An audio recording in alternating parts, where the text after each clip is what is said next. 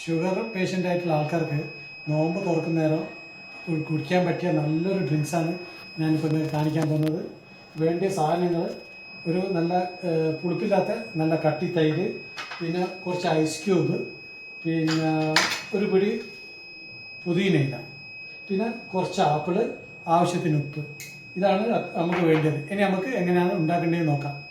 തൈരാണ് അത് നമുക്ക് ആവശ്യത്തിനനുസരിച്ച് എടുക്കാം. ഇപ്പോൾ നമ്മളൊരു 3 ഗ്ലാസ്സിനാണ് ഇടുന്നത്.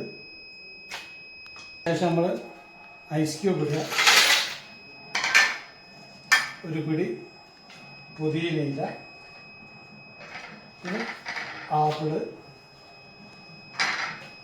പിന്നെ ആവശ്യത്തിന് ഉപ്പ്.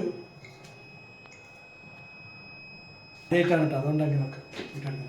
ഓക്കെ, നമ്മൾ വെച്ച് അടിക്കുക. അടിച്ച കഴിഞ്ഞ ജ്യൂസാണ് ഗ്ലാസ്സിലേക്ക് പാരാണ്.